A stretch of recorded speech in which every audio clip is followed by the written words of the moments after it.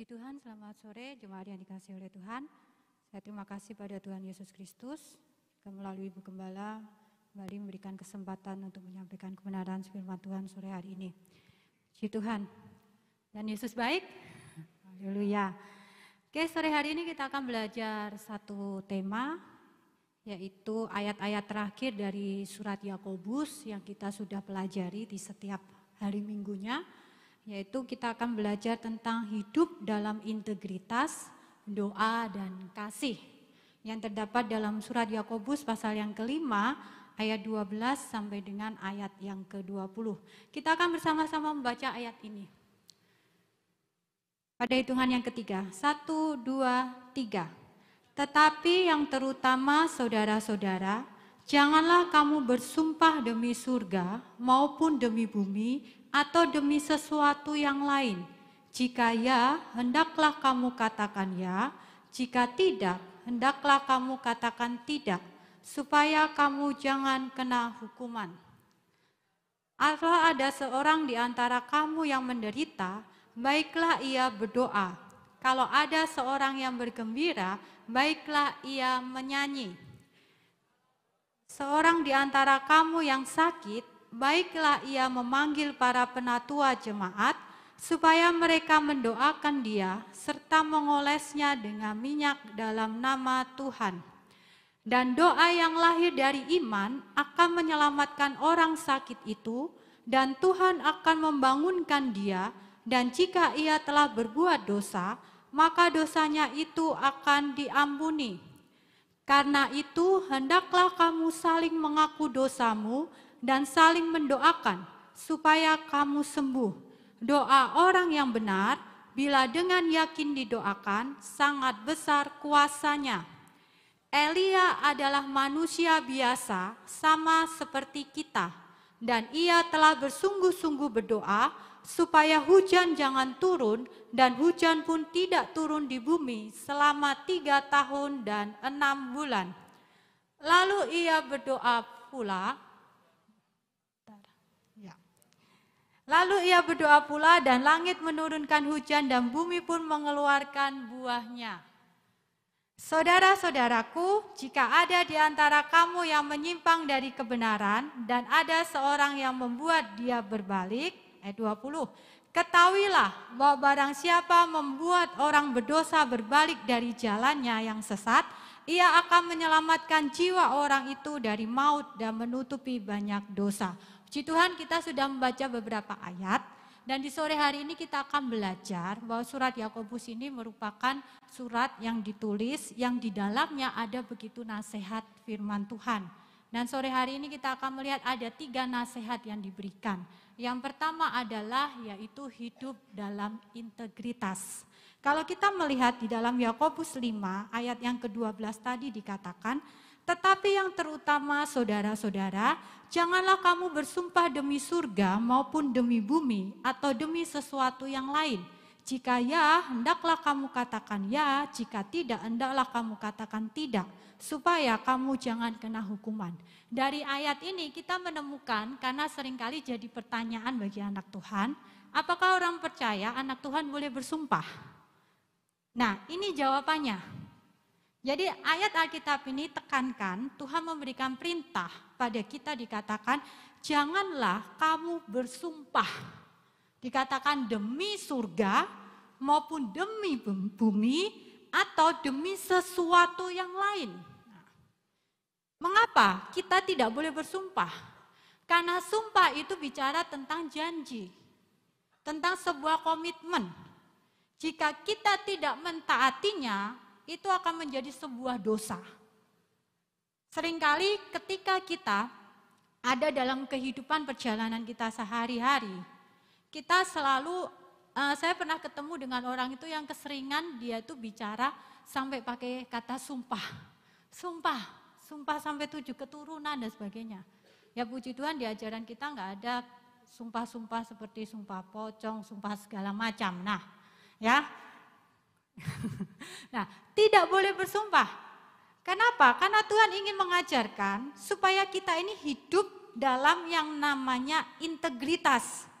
Yaitu hidup dalam integritas di mana kita berkata jujur tanpa harus bersumpah.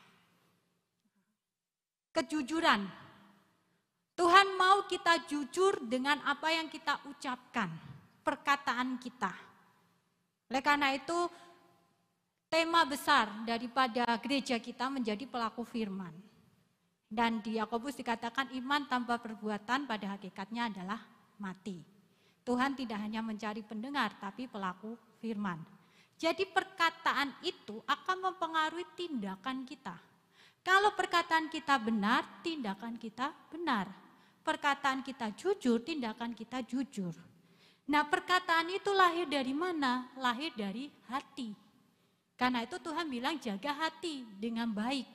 Jadi kalau hati kita baik, itu berpengaruh pada pikiran. Hati baik, pikiran baik. Pikiran yang baik akan mempengaruhi lidah. Lidah yang baik akan mempengaruhi seluruh kehidupan kita. Seluruh aspek hidup kita akan baik. Jadi semuanya kembali ke hati. Hati baik, pikiran baik, lidah baik, maka seluruh hidup kita akan baik. Tapi orang kadang lupa. Mereka hanya berpikir bahwa saya kan gak berkata-kata. Saya selalu katakan di zaman sekarang, kalau zaman dulu kita kena mulutmu itu hari maumu. Kalau sekarang ini loh, jari ini harimau kita. Ya kan? Mulut kita diam. Tapi jari ini kalau sudah ngetik ya, itu ngalah-ngalahin setajam siletnya di lidah. Banyak orang yang terluka. Padahal kita nggak ngomong, tetapi apa yang kita ketik dengan jari kita, itu bisa 2 kali lipat menyakitin orang.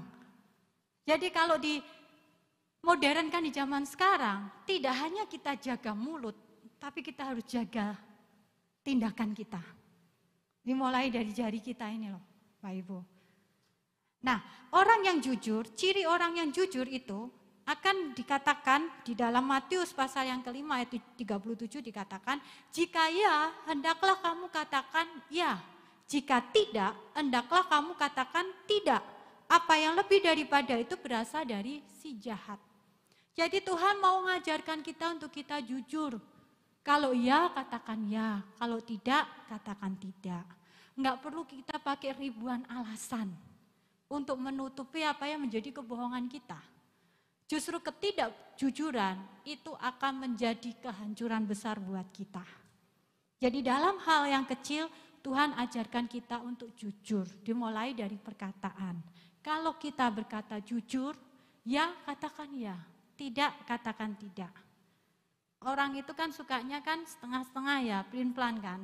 Kayaknya saya sering kali kalau yang lagi di pendidikan kuliah, kalau bikin kuesioner begitu, angket, kan biasa ada yang sangat setuju, setuju, atau netral, tidak setuju, sangat tidak setuju.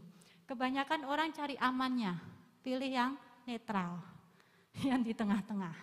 Akhirnya hasilnya nggak valid, ya kan? Karena nggak jujur. Kita sukanya begitu.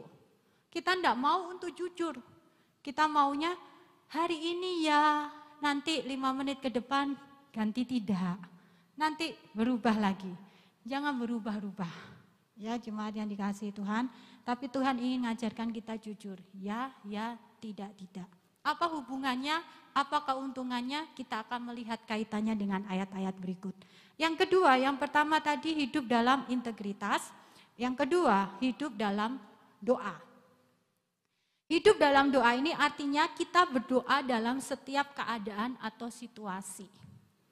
Jadi kita tahu kita ini punya sarana, cara yang diizinkan Tuhan untuk kita bisa berjumpa dengan Tuhan lewat apa? Yaitu doa. Karena itu jangan kita meremehkan doa. Doa itu perjumpaan kita dengan Tuhan.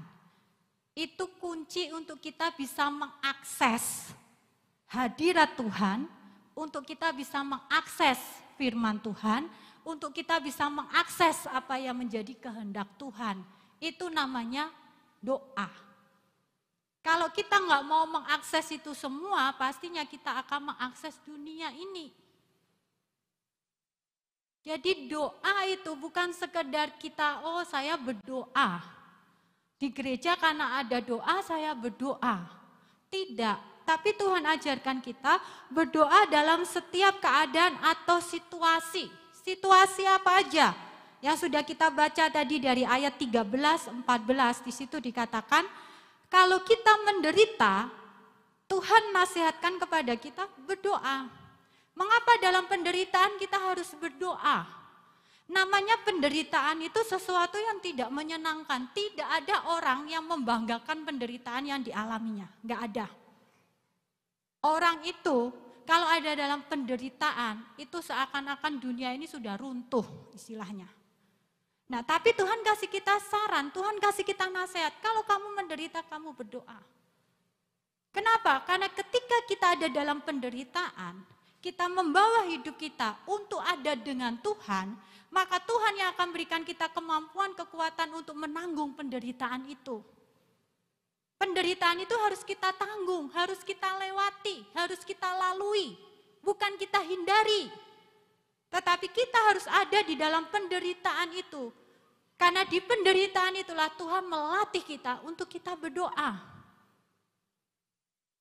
Kemudian dikatakan juga ketika kita bersuka cita, kita harus memuji Tuhan. Mengapa memuji Tuhan? Karena ketika kita memuji Tuhan, seperti yang Bapak Ibu sudah lakukan tadi, kita memulai dengan pujian penyembahan. Saat kita mengagungkan Tuhan, saat kita meninggikan Tuhan, itu sama dengan kita menaikkan doa kepada Tuhan. Jadi doa itu bukan sekedar postur tubuh kita yang kita lipat tangan, tutup mata, lalu kita komat kamit berdoa begitu, tidak.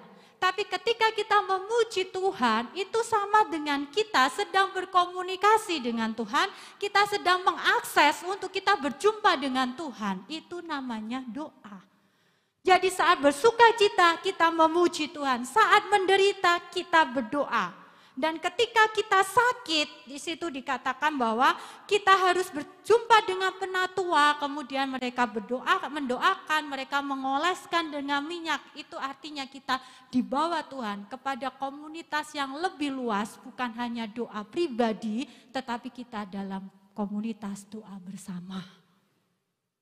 Jadi dalam situasi apapun, menderita, mau bersuka cita, mau sakit, kita harus terhubung, kita harus komunikasi, kita harus berjumpa dengan Tuhan. Itulah doa.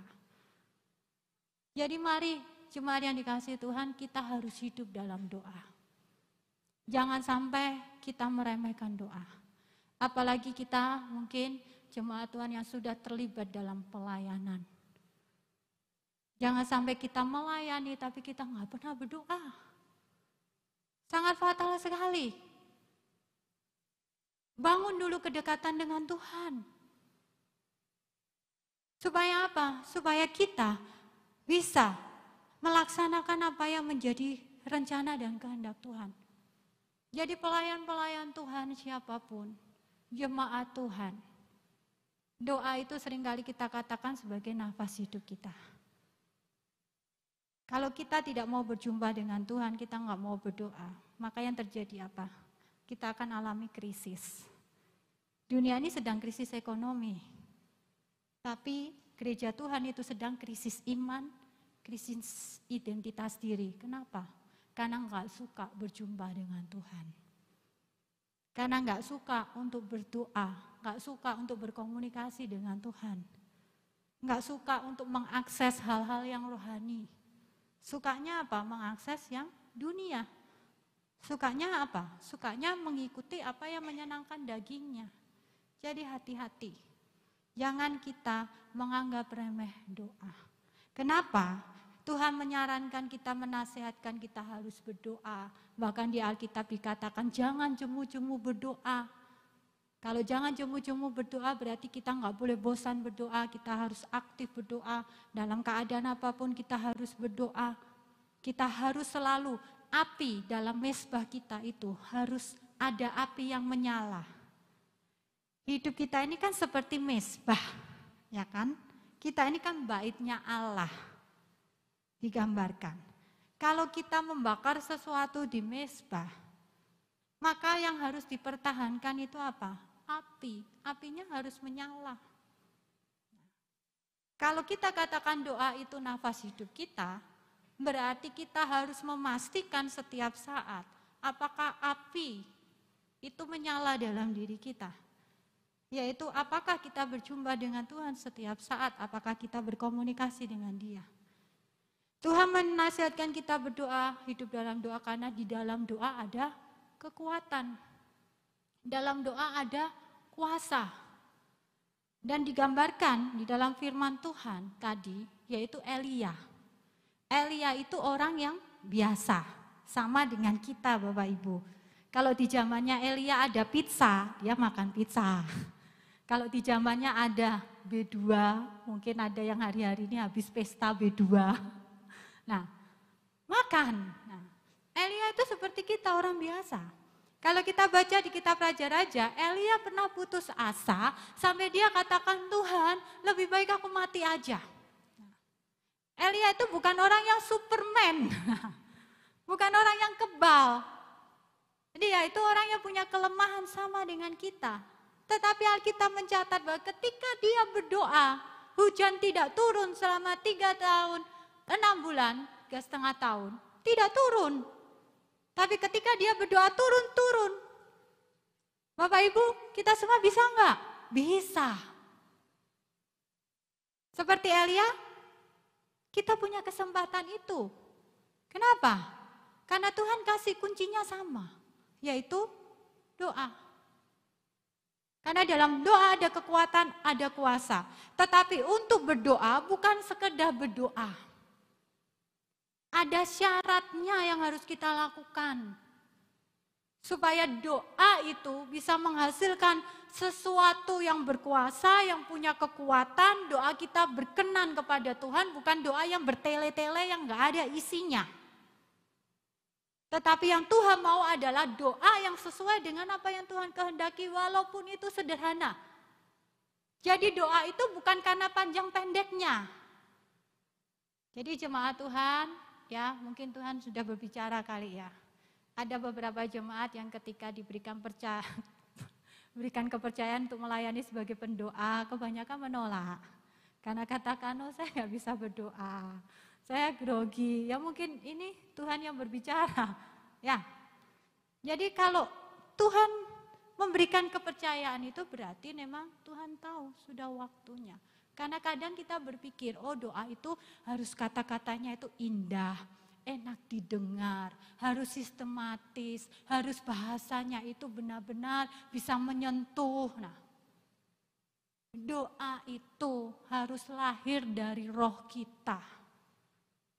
Harus ada kesungguhan, karena itu doa itu punya syarat. Yang pertama yaitu harus punya iman. Oleh karena itu saya katakan, orang yang beriman kepada Tuhan, dia pasti bisa berdoa. Kalau kita katakan, oh saya nggak bisa berdoa, ya berarti diragukan iman kita kepada siapa. Karena kalau kita percaya Tuhan Yesus Kristus, pasti kita bisa berdoa kepada Tuhan Yesus Kristus. Jadi modalnya iman, punya iman. Karena itu mari saat ini evaluasi keadaan iman kita bagaimana. Lalu yang kedua, mengaku dosa. Karena hidup kita itu enggak terlepas dari namanya dosa. Hati kita itu penuh dengan kelicikan. Setiap hari kita ini berjuang antara keinginan daging atau keinginan roh. Kita bisa tidak mengikuti keinginan daging, kita akan mengikuti keinginan roh ketika hidup kita di-cover dengan yang namanya kehidupan doa. Jadi mengaku dosa, jujur. Oleh karena itu tadi pertama dikatakan hidup dalam integritas. Jadi integritas itu lewat perkataan, itu latihannya di mana? Supaya kita bisa jadi orang jujur, supaya perkataan kita ini benar, ya di atas ya, tidak di atas tidak. Itu latihannya yaitu di dalam doa. Kalau kita salah, kita berdosa, ya kita jujur sama Tuhan. Katakan Tuhan, saya bersalah, saya berdosa. Jadi ada pengakuan. Ketika kita melakukannya, saya yakin orang-orang yang jujur di dalam doanya, maka dalam kehidupan sehari-hari perkataannya juga akan dipenuhi dengan kejujuran. Lalu yang ketiga, syaratnya harus menjadi orang benar. Karena itu Yakobus tadi katakan doa orang yang benar besar kuasanya. Posisi kita harus jadi orang benar, bukan orang baik. Orang benar dia pasti baik, tapi orang baik belum tentu benar. Ingat, dunia bisa memanipulasi. Banyak orang nampaknya baik, tapi sebenarnya hidupnya nggak benar. Kasus yang terjadi di negara kita kan banyak korupsi kan? Dari korupsi yang oplas, pertalite jadi pertamak, nanti korupsi apa lagi? Minyak, ya kan? Lalu korupsi apa lagi? Semua dikorupsi. Dan kalau kita melihat kehidupan orang-orang itu baik. Baik kan? Tapi belum tentu benar. Hari ini orang hanya berpikir, oh saya harus jadi orang baik.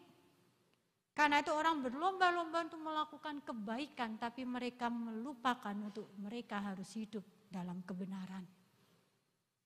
Jadi yang Tuhan cari itu orang yang benar. Sekali lagi orang yang benar, dia pasti orang yang baik. Karena tidak ada kebaikan yang sejati itu lahir tanpa muncul dari kebenaran. Tapi kebenaran itu akan menghasilkan, akan memunculkan namanya kebaikan. Tuhan ngajarin kita untuk kita itu hidup jangan bertopeng. Karena banyak orang hari-hari ini tuh cuman ganti kemasan topengnya. Ya. Kalau dia misalnya pakai topeng, ya kalau dia anak-anak topeng monyet, ya kan? Dia bisa ganti nanti topeng yang lain. Tapi dia lupa bahwa yang harus diubah itu dirinya. Makanya jangan kita bertopeng, kita harus jujur. Kita harus menjadi orang yang benar. Orang yang benar itu harus melakukan firman Tuhan. Karena itu di gereja kita katakan jadi pelaku firman. Kita sudah dengar firman Tuhan dari awal tahun tanggal 1 Januari sampai sekarang di akhir bulan Maret, 30 Maret besok terakhir 31. Sudah berapa banyak firman yang kita sudah dengar? Dan sudah berapa banyak yang sudah kita lakukan? Tapi orang yang benar, maka isi hidupnya, pikirannya, hatinya itu kebenaran. Maka tindakan yang dia lakukan itu benar. Jadi hidup di dalam doa. Lalu yang ketiga, nasihat yang ketiga adalah hidup dalam kasih. Di dalam Yakobus 5 ayat yang ke-19 dikatakan demikian, saudara-saudaraku, jika ada di antara kamu yang menyimpang dari kebenaran dan ada seorang yang membuat dia berbalik, ayat 20, ketahuilah bahwa barang siapa membuat orang berdosa berbalik dari jalannya yang sesat, ia akan menyelamatkan jiwa orang itu dari maut dan menutupi banyak dosa. Jadi yang pertama hidup dalam integritas, hidup sebagai orang yang jujur. Jadi kita berkata jujur, nggak perlu pakai sumpah-sumpahan karena Tuhan itu melarang orang bersumpah. Tapi Tuhan mau kita jujur. Nggak perlu kita membuktikan sampai kita sumpah-sumpah. Karena seringkali kita lebih banyak ingkar janjinya daripada kita menepati janji. Jadi supaya tidak terjadi yang namanya konflik, supaya tidak menyebabkan orang itu sakit hati, supaya tidak membuat orang itu jadi marah dengan apa yang kita ucapkan sebagai sumpah, maka Tuhan melarangnya. Tuhan memberikan nasihat jujur. Kalau iya, katakan iya. Kalau tidak, katakan tidak. Kalau bisa, katakan bisa. Kalau enggak, katakan enggak bisa. Jangan kita seperti orang yang pakai berbagai cara untuk kita menutup-nutupi, jangan. Lalu yang kedua, Tuhan ajarkan kepada kita hidup dalam doa. Dan yang ketiga, Tuhan ajarkan hidup dalam kasih. Ini bicara tentang kasih. Firman Tuhan kita seringkali dengar, barang siapa yang mengasihi Tuhan, maka dia akan melakukan perintah Tuhan. Nah, Tuhan mengajarkan kepada kita di surat Yakobus ini, di ayat terakhir dari pasal yang kelima, yaitu supaya kita hidup dalam kasih, dan itu dibuktikan dari bagaimana kita menyelamatkan orang-orang yang sesat. Karena itu dikatakan tadi di ayat yang ke-20, di dalam Yakobus 5 ayat yang ke-20 dikatakan bahwa saudara-saudaraku, bahwa ketahuilah bahwa barang siapa membuat orang berdosa berbalik dari jalannya yang sesat, ia akan menyelamatkan jiwa orang itu dari maut dan menutupi banyak dosa. Artinya kasih itu harus kita buktikan dengan yang namanya kepedulian. Jangan kita hanya peduli dengan keselamatan diri kita. Atau kita hanya peduli dengan keselamatan orang-orang yang baik kepada kita. Tapi orang yang mungkin menyakiti kita, orang yang memusuhi kita, bahkan orang-orang yang belum kenal Tuhan. Kita mengabaikan itu, tidak boleh. Tetapi Tuhan menasehatkan kalau kita punya kasih. Jadi kasih itu bukan sekedar kita memberi. Bukan sekedar dari Bapak Ibu jemaat punya uang, Bapak Ibu memberi. Punya tenaga, memberi. Punya waktu, memberi. Enggak. Tapi kasih itu juga bagaimana kita punya perasaan terbeban untuk keselamatan orang lain. Apa yang menyebabkan Tuhan itu datang ke dunia untuk menyelamatkan kita? Kasih. Beban. Kerinduan Tuhan yang membuat ia menyerahkan dirinya untuk menyelamatkan kita. Yang membuat ia memberikan dirinya untuk keselamatan kita. Jadi dimulai dari kasih yang membangkitkan satu hasrat, satu kerinduan untuk keselamatan. Nah, itu yang harus kita punya. Karena hari-hari ini seperti firman Tuhan katakan, manusia akhir zaman lebih suka hidup egois. Lebih suka hidup bercermin dirinya sendiri yang dilihat. Enggak mau lihat sekelilingnya. Makanya saya kalau lihat-lihat di, Bapak Ibu mungkin lihat di media sosial, ya, terjadi pergeseran. Kalau dulu ada orang jatuh, orang pada lari-lari bantuin kan, berdiri. Kalau sekarang ada orang jatuh, orang keluarin handphonenya semua. Video, ada nggak ajak selfie? Ya kan? Padahal sudah jatuh, kesakitan, teriak-teriak, orang nggak peduli. Mereka pedulinya, oh ini kalau di video masuk FB Pro, saya dapat $, loh. Konten saya viral di TikTok, wow banyak yang akses. Oh saya dapat duit, padahal orangnya sudah teriak-teriak, nafasnya udah 1, 2. Nah, itu yang terjadi hari-hari ini. Karena itu menggenapi firman Tuhan bahwa kasih makin tawar, dingin. Nah, orang kalau hidup dalam kasih sekali lagi bukan cuma berhenti sampai memberi. Tapi bagaimana kita terbeban untuk keselamatan orang lain. Jadi ketika ada orang itu kita lihat, kita tahu, oh dia tersesat, dia salah.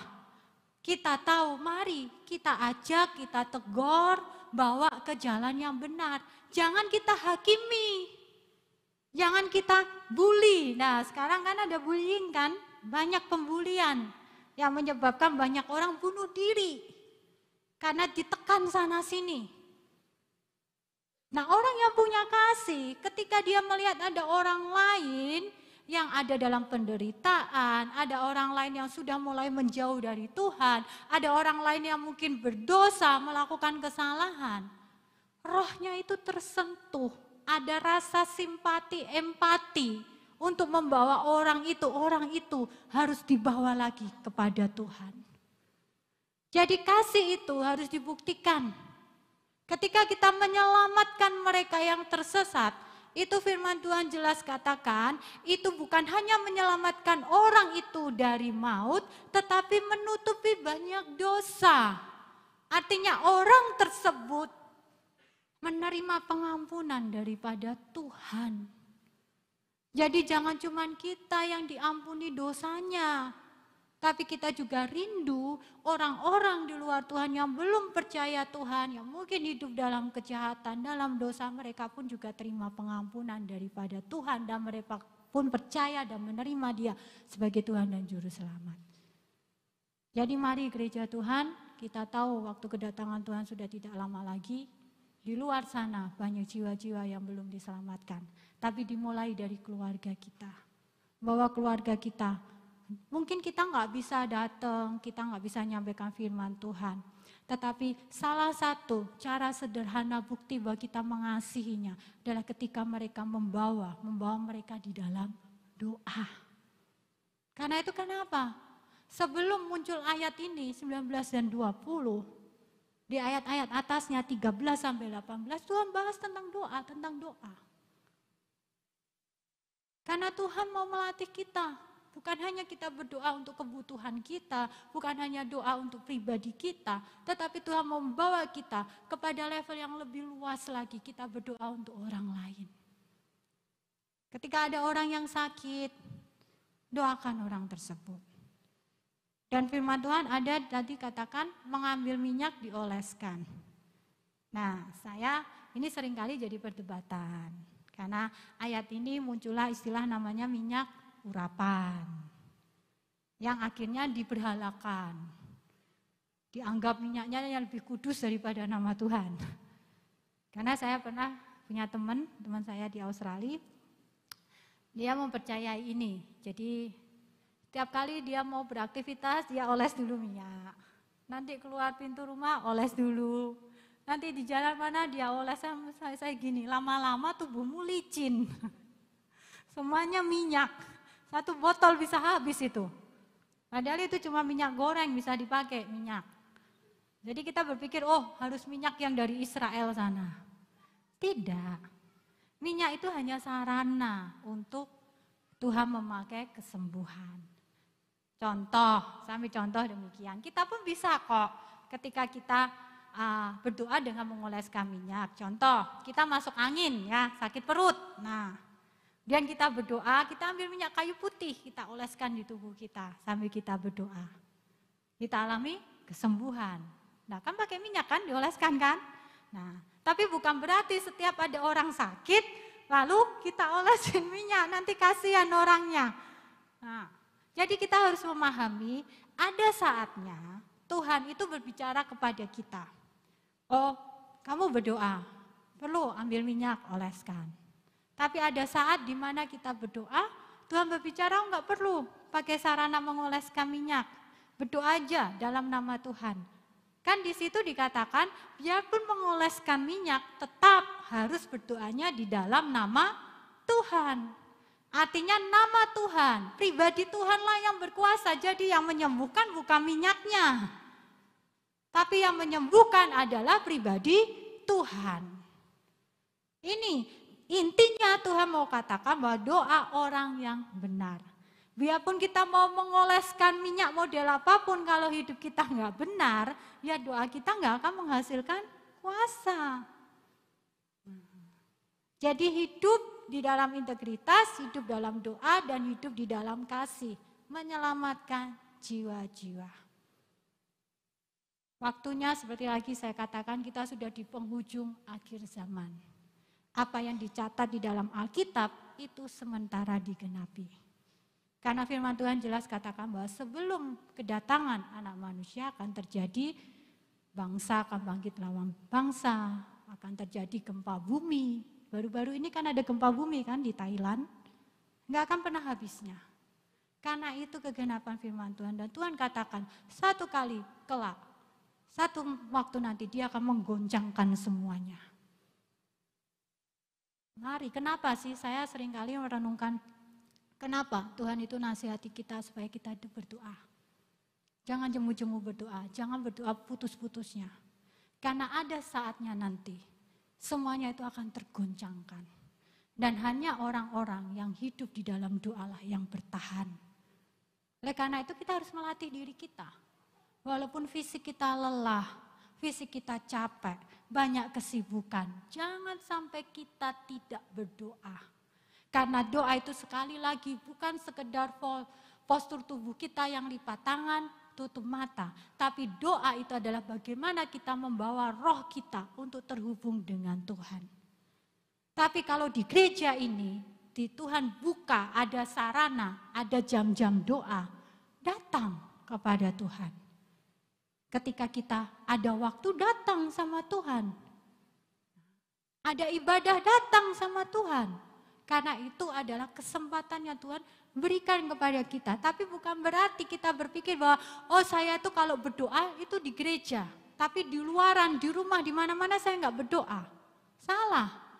Karena doa itu adalah kita berada dalam kondisi, situasi, posisi apapun kita harus bangun hubungan dengan Tuhan, harus komunikasi dengan Tuhan. Seperti kita menghirup nafas ini, seperti detak jantung kita. Doa itu harus seperti itu. Jadi bukan cuma kalau makan baru berdoa, tidur baru berdoa, pergi baru berdoa. Tidak, tapi dimanapun. Kalau kita hidup dipimpin roh, ya, karena hidup kita kan roh.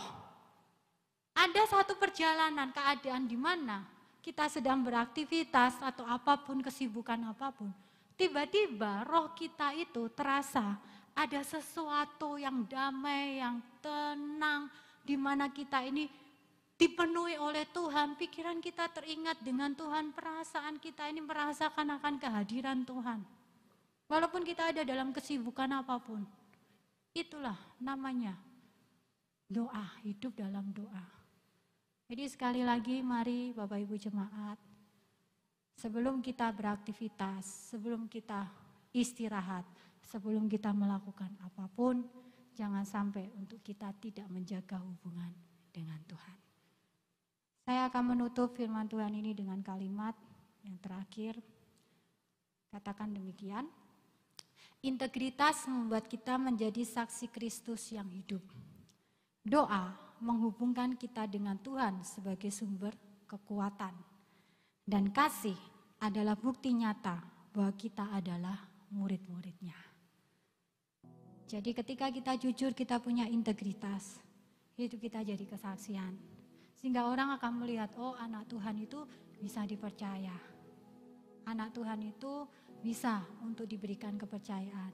Oleh karena itu kalau Bapak Ibu sudah terlatih, maka di dalam pekerjaan, di dalam apapun, sekalipun kita dikelilingi oleh orang-orang yang gak seiman, tapi orang-orang yang jujur, orang-orang yang punya integritas, dia hidup takut akan Tuhan.